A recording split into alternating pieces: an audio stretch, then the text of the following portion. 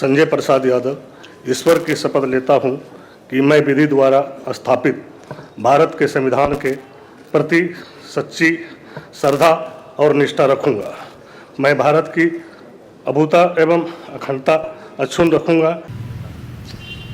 संजय प्रसाद यादव जी को मंत्री बनाए जाने पर इसके खुशी में हम संजय प्रसाद यादव जी को पलामू जिला की ओर से बहुत बहुत शुभकामनाएं धन्यवाद देते हैं और पार्टी सुप्रीमो आदरणीय लालू जी को और तेजस्वी प्रसाद यादव जी को बहुत बहुत धन्यवाद शुभकामनाएं देते हैं कि इन्होंने शेर आदमी को मंत्री बनाने का काम किया है। इससे पलामू प्रमंडल के साथ साथ पूरे झारखंड में एक खुशी की लहर है कि पार्टी इनके नेतृत्व में इनको मंत्री बनाए जाने से बहुत ज़्यादा पार्टी डेवलपमेंट करेगी। हम लोग ऐसा महसूस कर रहे हैं। Thank you. जय लालू, जय तेजस्वी जी, जय झारखंड। राहुल गांधी के खिलाफ बीजेपी की ओर से एफआईआर दर्ज कराया गया है। राहुल गांधी पर बीजेपी सांसदों पर हमला करने का आरोप लगाया गया है। वहीं कांग्रेस के नेता जयराम रमेश ने इसे राजनीतिक ड्रामा बताया है। राहुल गांधी पर हुए एफआईआर को बाबा साहेब के खिलाफ एफआईआर बताया गया है। देखिए क्या है कि हम लोग सभी मकर द्वार के ऊपर आंदोलन कर रहे थे 10 बजे से, जैसे आज यहाँ खड़े हैं महात्मा गांधी जी की प्रतिमा के सामने। मैंने पहली बार देखा कि कोई पॉलिटिकल पार्टी, ये चौथी टर्म का मैं सांसद हूं और मैंने पिछले 18-20 साल में जो चीजें देखा है उसमें अनुभव क्या है कि कोई पॉलिटिकल पार्टी कहीं आंदोलन करती है तो उस बीच में कोई आता नहीं है। रोज कांग्रेस वाले मकर द्वार पर आंदोलन करते थे, हमारे बीजेपी के कभी कोई सांसद नहीं गए। कल उन लोगों को मैंने जो है सीधा आते हुए देखा, फिर बाद में मैंने देखा कि प्रियंका जी नीचे बैठ गए तो मुझे लगा ठीक है, चलो वो भी हल्ला हंगामा करेंगे, हम लोग भी करेंगे। उसके बाद मैंने देखा कि राहुल गांधी जी मकर द्वार के ऊपर चढ़ रहे हैं, तो मेरा और नीरज शेखर यही है बगल में, हम दोनों का नजर पड़ा और हम दोनों ने डिसाइड किया कि इसको पैसेज दे देना है, जिससे कि ये जो इंटेंशन है इसका कि धक्का मुक्की करे कोई, तो उसको हमने पैसेज दे दिया। पैसेज दे दिया तो वो चढ़ गए ऊपर। चढ़ने के बाद उन्होंने कोनियाक को, प्रताप सारंगी जी को, हमारे बगल में संतोष पांडे जी हैं, इनको, मुकेश राजपूत जी को, ये तो बेचारे बच गए, धक्का तो इनको लगा। और ये इन सबों को जो है, संबित पात्रा भी वहां खड़े थे, इनको भी धक्का लगा। तो सबको जो है उन्होंने, मतलब आप समझिए कि गुंडागर्दी की जो पराकाष्ठा थी, जब वो चढ़ गए ऊपर तो फिर उनको धक्का मारने के ऊपर आवश्यकता नहीं थी। उन्होंने धक्का मारा, प्रताप सारंगी जी घायल हो गए। आप कोनियाक, जिसके लिए कि आज हम लोग खड़े हैं, कि नॉर्थ ईस्ट की एक महिला, शेड्यूल ट्राइब महिला, जिसके कि एकदम करीब आ गए महिला को, मतलब वो बयान नहीं कर पाई, वो राज्यसभा में रोई। और उसके बाद वो संसद की तरफ चले गए और फिर संसद की तरफ से आकर प्रताप सारंगी जी, जिनको हम लोग व्हील चेयर पर बैठाए हुए थे, डॉक्टर देख रहा है उनको, वहां आकर कह रहे कि ही पुस्ट मी, ही पुस्ट मी, ही पुस्ट मी। आप समझिए कि एरोगेंसी की एक पराकाष्ठा। और पहली बार मुझे किसी पॉलिटिकल पार्टी में एक जो घटियापनी, गुंडागर्दी या गांधी परिवार का जो ये है कि हम राजा हैं, हमारे सामने कोई नहीं है, उसका काला चेहरा कल हमने देखा। और जिस तरह हमारे सांसदों के साथ उसने धक्का मुक्की की, दुर्व्यवहार किया, और उसके बाद उसमें जो कोई रिमोर्स नहीं था, ये मेरे संसदीय जीवन की ये पहली घटना थी। और मैं इसको मानता हूं कि 2001 में इसी दिसंबर के महीने में 13 दिसंबर को पाकिस्तान ने हमारे संसद पर हमला किया था। 19 दिसंबर को गांधी परिवार ने 2024 में उन चीजों को दोहराया और अब तो वो अर्बन नक्सल की तरह यहां घुस गया है।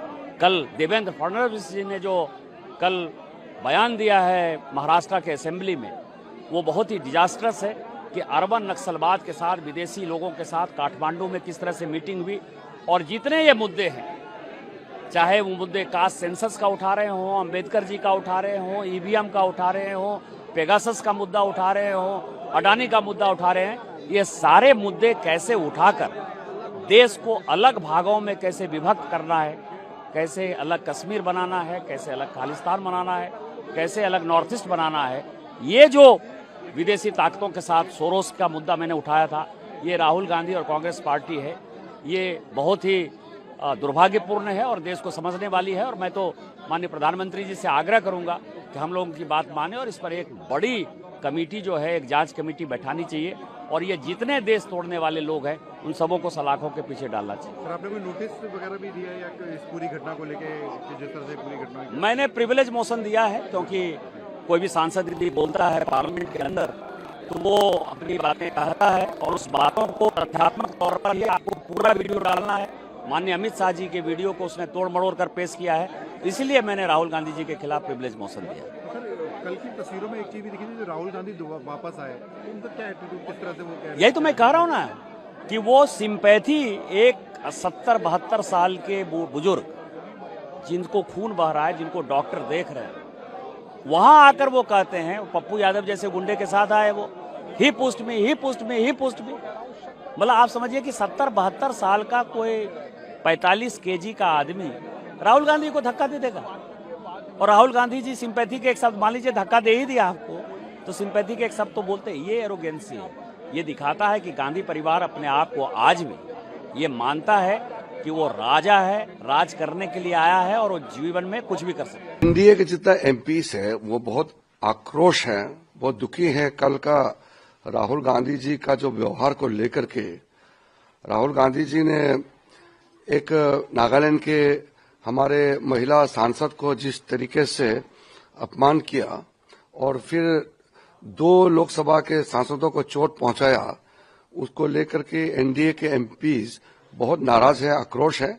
फिर भी हम अनुरोध किया है कि स्पीकर साहब ने कहा है कि पार्लियामेंट के जो गेट है वहां प्रोटेस्ट ना करें, तो आज हमारा एमपीज दूर में महात्मा गांधी जी का जो स्टेचू है वहां प्रोटेस्ट किए हैं। 2 सांसद बीजेपी के जो राहुल गांधी ने धक्के मार करके चोट पहुंचाए वो हॉस्पिटल में है, उनका बहुत अभी सीरियस में नहीं है, कंडीशन थोड़ा ठीक है। वो हमारे बाकी लोग जाके देखा है, तो बाकी हम लोग का एमपी नाराज है, आक्रोश है, लेकिन फिर भी हमारा एनडीए के सांसदों को हमने बहुत अच्छी तरह से समझाया है। आक्रोश तो होगा लेकिन हाथापाई हमारे तरफ से नहीं करना चाहिए। मेंबर ऑफ पार्लियामेंट होने के नाते संसद का गरिमा को बनाए रखना चाहिए, हाथापाई नहीं करना चाहिए। जो भी बोलना है आप जुबान से बोलिए, शब्दों में बोलिए, ये बोलने की आजादी है, लेकिन हाथापाई नहीं होना चाहिए। हमने अपने सांसदों को बहुत सख्त हमने सबको अपील किया हुआ है। अभी जो सारे विपक्ष के सांसद है वो खड़े हुए थे विजय चौक पे, वहां से उन्होंने मार्च किया संसद की तरफ। वो कह रहे कि उनकी मांगे अभी भी बरकरार है कि गृह मंत्री को रिजाइन करना पड़ेगा। मांगे कुछ नहीं होते, कांग्रेस खुद माफी मांगना चाहिए। बीजेपी की तरफ से तो हम लोग ने बहुत साफ कर दिया कि कांग्रेस पार्टी और पूरा उनके तरफ से जो इतिहास से लेकर के आज तक जो उनका कारनामा है उसको हमने गिन के बताया, लेकिन उनके पास, कांग्रेस के पास बोलने के लिए कुछ नहीं बचा, तो अब हाथापाई पे उतर के आया।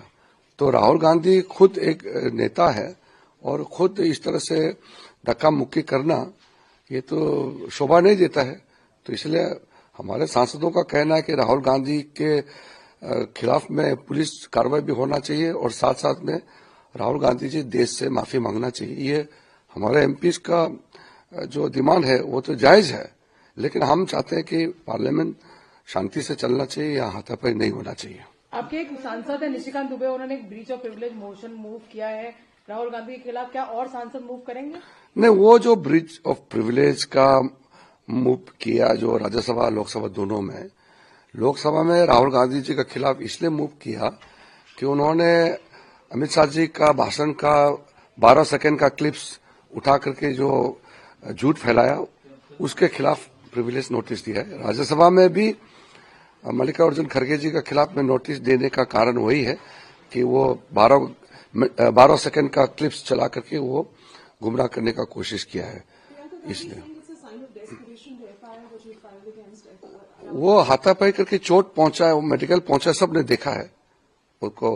प्रियंका गांधी जी को शायद नहीं देखा होगा, वो टीवी नहीं देखता होगा, सबने दिखाया चोट निकला, खून निकला है। तो खून निकलने को कोई नाटक कर सकता है क्या?